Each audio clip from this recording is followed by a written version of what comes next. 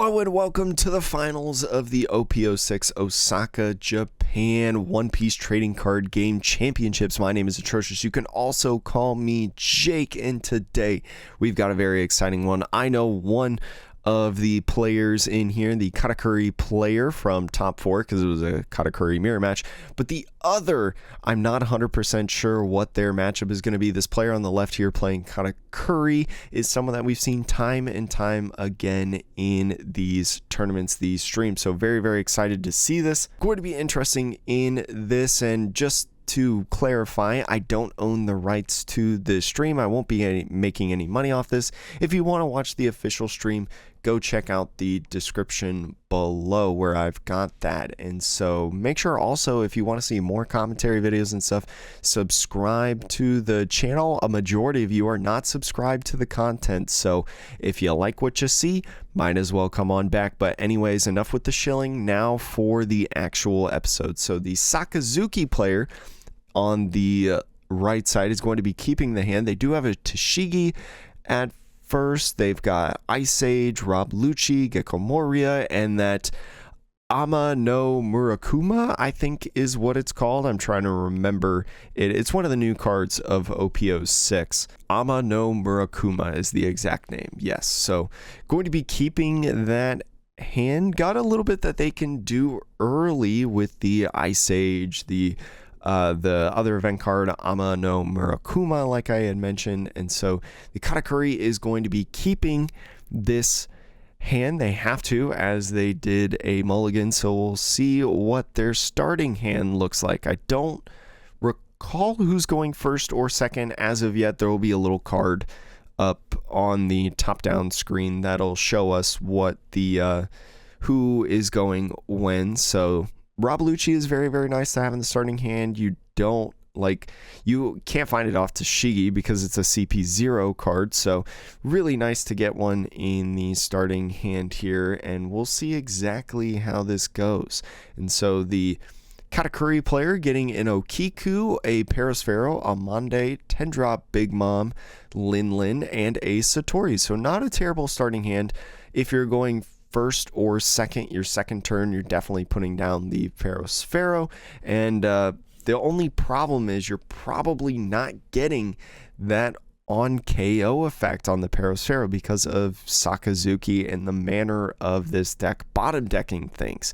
With the hand though of Sakazuki, and it could change rapidly, the Sakazuki could potentially try to KO it with the Rob Lucci, but with the event card, they'd probably use that instead, actually, now that I'm thinking about it. So Sakazuki is going to be going first in this one. Katakuri on the even curve, Sakazuki on the odd. And so we'll go into the match. First Dawn up, at least going to be using leader effect and going to be pitching the Rob Lucci, drawing a card. It is another Ice Age, so a lot of these Sakazuki players only playing like 1 or 2 Ice Aces, so finding them right now is really, really nice. Going to be putting down that Shigi to look at the top 5, find a Navy card. A Houndblaze is there, which is really nice, but going to be opting for the brand new instead, building cards in the discard pile and continuing to search for the pieces that they want, so as well as maintaining bodies on the field. So Katakuri player now on their first turn going second, top decking a Gadatsu. You can't play anything, so you just pass. And moving into Sakazuki's next turn, that's a top deck Sabo, which is a pretty good card, I would say, in this matchup. Allows you to have a blocker, but also draw cards. Protects your small bodies from Gadatsu on the 5 Dawn turn or 6 Dawn turn. So going to be using leader effect to pitch the Ice Age and getting a Suru off that. So 2k counter and also a -2 cost. You're going to be playing down that brand new to look at the top 3 and find Borsalino, Tashigi, and the Ama no Murakuma. So the Ama no Murakuma is a Navy card for anyone who is interested, so could grab any of these 3 cards. Depending on what your hand looks like and if you're happy about it, you may grab the Tashigi, but going to be opting for the Borsalino for those bottom decking effects. So with that last on, attaching it to the leader, swinging 6 at Katakuri, and it's just going to be an easy 2k counter for the Katakuri. Going to be using this Monde. as the counter. So moving into now, Katakuri's 4 Dawn turn, going to be drawing a card, finding the 7-drop Charlotte Linlin. That's the championship alternate art that Japan has. Going to first be attaching 1 Dawn and swinging 7 at life. That life right there, oh gosh, what was that? Was that an Amande? Hold on. I'm going to look, because this player, I love this player, how he shows his life playing Katakuri, because it's a perfect camera angle. One of the few players that actually does that. I think that was a Charlotte Amande, so they're thinking about whether or not they want to leave it on top. They're going to leave it on top, and that 7K swing is going to connect. Going to be taking that life. It is a Rebecca blocker, so resting the other 3 for that Perospero and saying pass the turn. So a Hound Blaze could put this at the bottom very quickly. Now on the 5 Dawn turn, also the could also use the Suru and Murakuma, but also could use the Sakazuki to minus the Perospero. So starting off the Sakazuki, swinging 5, it is going to hit. That Amande is going to come into hand that we already knew about, and that Perospero is going to hit 2 cost. So the thing about this one that's a little bit difficult is, do you get enough value off the gosh, that name is so tough, Ama no Murakuma, to just get 1, because that card, that event card, has the ability to bottom deck 2 different characters. It's like Rob Lucci's effect, but instead of KOing, it's bottom decking. And so do you think that you get enough value off of the 1, or are you going to allow this Perospero to poke at you? That's kind of the question that this player is doing right now. So I wouldn't mind the Sabo here. The Sabo would be a blocker, allows you to draw a couple cards, filter your hand a little bit. If you wanted, the Rebecca also allows you potentially to get this Hina on play. So using leader effect to trash that Hina, finding a brand new, which is really, really nice. So now it changes. Do you want to play the brand new instead to be able to continue to search, to continue to be able to build up your hand? The rest of the hand would be a little bit difficult, though. You could use the other Dawn to swing with these other small bodies that you have, but opting for these Sabos. So drawing 2 cards, a Gecko Moria, and also, I can't tell what that other card is.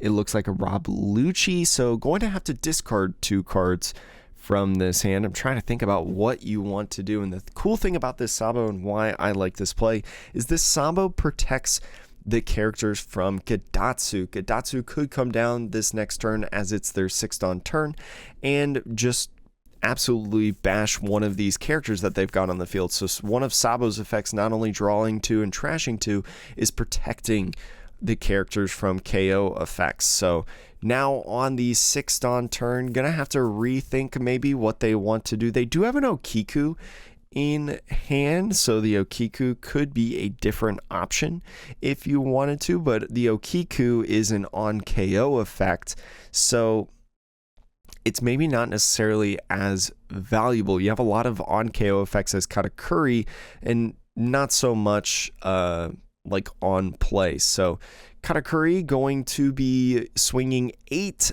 at leader and finding an Okiku on top, going to be keeping it there. It is going to hit for life, and it's going to be a Rebecca blocker, I think, and going to be playing down that Okiku, like I mentioned, just trying to keep up pace and trying to keep bodies on board right. If you want to get rid of these people, you're going to have to work a little bit for it. So top decking what I believe was a brand new there. Now they've got 2 different brand news that could search in this. Now at the 7 Dawn turn, going to be swinging leader at life, and I think minusing the Perospero, if I had to take a guess. So could opt to use the Borsalino. The Borsalino could be nice. And another interesting thing to note is the Perospero didn't swing. A lot of players may be curious as he counters out with the Gadatsu why the Katakuri player did not swing with the Perospero. And the reason for that is because with the 6K blocker, if you don't have any other Dawn, right, to power up this Perospero is just going to swing and immediately get blocked for free by that Sabo. So the reason that's bad is because then that's rested and they could go attack it. So They've got to bottom deck it if they want to get rid of it, which with this Borsalino, they are going to be getting rid of the Okiku instead of the Pharaoh. So really smart play by the Katakuri player to just keep that dude alive, so then you at least have one character that can be able to go. And after playing down a little bit of their hand, the Katakuri player now is on their turn, so going to be immediately dropping that 7-drop Big Mom with 1 Dawn left. So the Sakazuki player going to be granting that life to the Katakuri player, back up at 5 now. And so Katakuri now has 1 more Dawn, going to be attaching it to leader and swinging 7 at the leader, just trying to whittle their hand down as much as possible. So I think that life right there was just a 10-drop Big Mom. So going to keep that on top, going to be really, really nice in the coming turns, because I think that you're on 10 next turn. You're on the 10 Dawn next turn, so you can start laying those down, and just going to start swinging now with the Pharaoh. Going to say, you know what, because you blocked with that Sabo, now I'm going to go into your life. So thinking about if he wants to counter out of this or leave this, looking like a really, really strong start, in my opinion, to the Katakuri, in a really good position, but going to be countering out and just going into their next turn. Going to be 9 Dawn now. I've got a Suru, another Hina, got some Rebekahs, which could be nice, but Rebekah is an easy target for 200 million volts Amaru. The Sakazuki is going to start swinging and minusing one of the characters. I don't know which one they minused, or if they attacked in life or the Pharaoh, but it's going to be a 2k Amande counter out of that. So thinking about what they want to do now at this point, I don't know if you have enough to be able to get rid of both characters, but going to be swinging the Sabo here. So swinging the Sabo, what I presume is the Pharaoh, or could be going for life, I guess, but it looked like they were going for life, and so going to be taking that 4-2 now. Going to be a 10-drop Big Mom, as we thought. And so the Borsalino now is going to swing, and that's going to take another life. We've seen this one as well, the Okiku hitting the trigger, coming down on the field. So excellent stuff in planning that. That is a trigger saying if your opponent's life is at 3 or less, play this card. So it is pretty much free at the later portions of the game, which is very, very strong. And so Sakazuki now thinking about what they want to do for the rest of this turn. You've got all 9 Dawn here to do whatever you want. You could use a Rebekah. You could also potentially use Gecko Moira, but if you use Gecko Moira, then you probably can't like bottom deck anything on this field. And with 3 different characters that can attack, it's really intimidating at this point. So going to be thinking about what they want to do. I definitely think the Katakuri player is going to start off their turn by playing the 10-drop Big Mom before doing anything else. Seems pretty good. So thinking about where they want to go and what they want to do, doing the math a little bit. I do like kind of a Rebekah play here. Rebekah playing that Hina for free, replacing like Tashigi or something like that, and then grabbing something along the lines of like Rob Lucci from the trash, potentially. Maybe another, I don't know if they have another Sabo in there, but Sabo could be nice. But going to be attaching 2 Dawn to the brand new, swinging minimal 5. And let's see where this goes. Not a lot of counter power at all on this Katakuri side. A couple events, but going to be opting for the 2K Satori. Now's as good a time as ever to use that guy. So going to be using leader effect to pitch the Hina. And so getting a Borsalino off that draw. And so immediately resting forward on, going to be playing that Rebekah, grabbing that Hina that they just pitched from the trash, and replacing the Tashigi to put that Hina down. It's going to be minusing 4 one of the characters, going to be using the 1 Dawn for a -5 on the Ice Age, I presume the Linlin, and then using the Amano Murakuma to bottom deck the Okiku and the Charlotte Linlin. So good job with that math on that Dawn.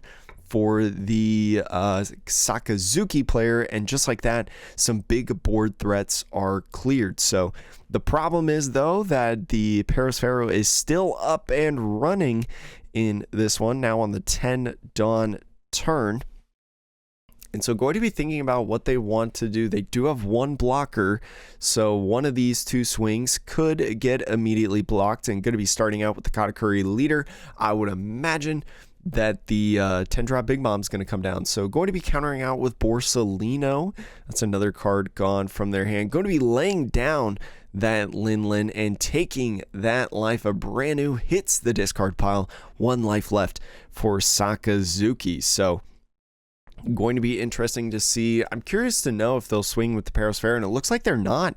They're just keeping the Paris Pharaoh at bay. So this is super interesting in my opinion, because that Paris Pharaoh is very small. I wonder if it's because they showed the Amano Murakuma last turn, so you figure that they probably don't have another one in their hand, right? I don't think Sakazuki decks really play too many of those cards. I'm pulling up one of the older lists right now, and it looks like they only played one, at least in this deck list that I pulled up from the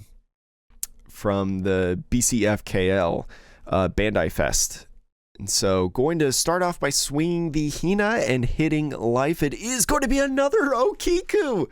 So Okiku goes away and another one appears. And so this Okiku is doing wonders for the game right now for Sakazuki, just being a threat, even though it's not swinging at all. So going to be swinging Sakazuki at leader and minusing, I believe, the Lin, the 10-drop Lin. Going to be Capone countered out, not going to be taking another life off of this, because you know that you're going to probably take the life from Borsalino. So obviously just minimizing the amount of times that you get hit, and thinking about what they want to do at this point.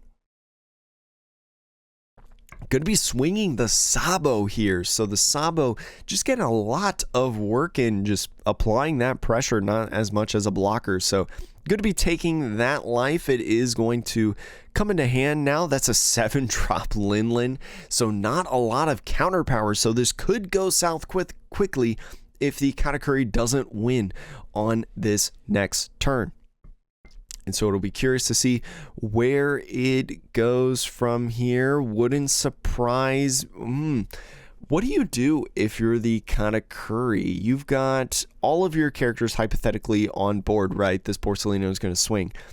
Do you use 200 million volts Amaru, rest the Rebecca, right, and then just use the rest of your Dawn to continue swinging? I'm not sure. Here is a Paris Pharaoh in life after that Borsalino swing. Thinking about what they want to do with this Paris Pharaoh.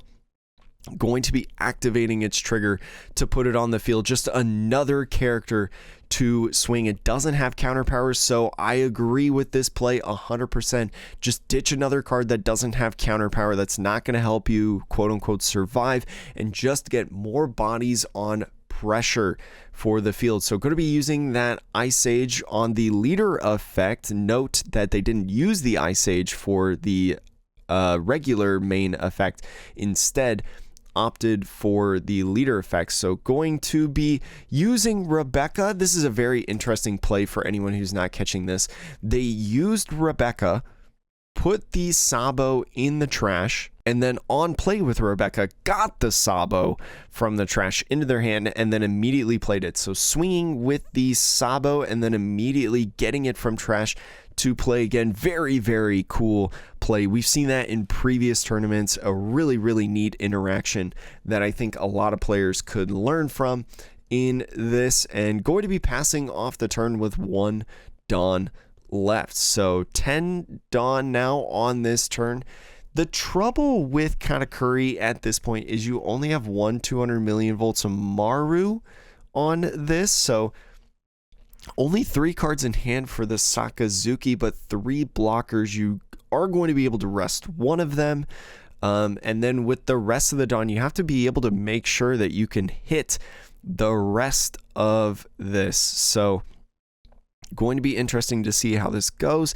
The Sakazuki player only has 3k in counter in their hand, right? Because the Suru is 2 and the Tashiki is 1. So I think the Katakuri could go for game if they want to at this point. I don't think this would be a crazy idea. So could also use impact as well to hit and take out another one of the, or wait, no, the impact won't work because of the Sabo being laid down. My apologies.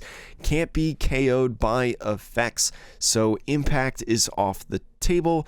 The 200 million volts of Maru could still work because that's about resting characters. The issue is though, right? If you use the 200 million volts of Maru, you can't use any other card in your hand. It's pretty much, this is it. This is the final turn of the game, I feel like, especially for this Katakuri player. So I think there's a world where they can do it if they just use 200 million volts of Maru and then spread their hand out enough. But also the impact does have an interesting effect that I forgot up until right now. It does have on that main, choose one of the following: KO up to one of your opponent's 5 cost or lower characters, or the second effect, if your opponent has 1 life, deal 1 damage to them, then add the top card of your life to your hand. So effectively, oh, you do deal 1 damage. So actually, this is a really neat interaction. The trigger does happen, and so getting a Houndblaze trigger is going to put that Paros Pharaoh back in hand, and that actually that's not going to seal the game, but that definitely hurts, I think, your odds, having 1 less character swing at the Sakazuki for the game. It'll be interesting to see. The Lin is going to potentially swing first. This is definitely going to pop one of the blockers. It's going to be Rebecca. I think at that note, I think you definitely want to use 200 million volts of Maru, and that's what they're going to do to make sure they can rest this other pesky blocker, get it out of the way. Going to be boosting either the Paros Pharaoh or Okiku, and going to be doing the Paros Pharaoh. So going to be resting that Rebecca. That Paros Pharaoh is now at 8,000 powers. So going to be swinging there. That 8,000 powers, perfect math. Going to be blocking with the Sabo and attaching 2 Dawn to the Okiku, swinging 8 at leader and taking the win. So we've seen him here before in these top tables of the tournament in the top cut, and now a winner with Katakuri in the final OP06 match before EB01's release. So a very, very exciting match, very, very cool match, I will say. Excellent job by our Katakuri player for picking up that win. They've got the gloves on here. These 2 casters have the gloves on, so showing off, giving the trophies to them. Very, very nice first and second. I can't give you a translation because I don't unfortunately know Japanese fully, but it'll be really fun to see, especially how EB01 shakes the meta. We've seen a lot of interesting card reveals and a lot of really, really cool stuff on the way for the One Piece trading card game. So really, really interesting to see a new deck come alive in this tournament and win. And so in the second season of this One Piece trading card game tournament, we have Sakazuki, Katakuri, and Sakazuki winning these tournaments. And then after OP06's releases, we saw 2 straight Yamato wins, a Perona win, but now Katakuri claiming the win themselves, the second win this season, second major win this season, and then also dethroning Green's reign on this one. Very, very exciting stuff. I love this tournament. I love that they did top 32. I love that they showcased really, really cool decks with the red, purple Law, the black, yellow Luffy. Very, very exciting stuff. So thank you so much for watching the end of this video. If you made it this far, I super appreciate your support on the content. Make sure to subscribe for more if you would like, and yeah, I guess I'll see you soon in potentially the next video. See you later.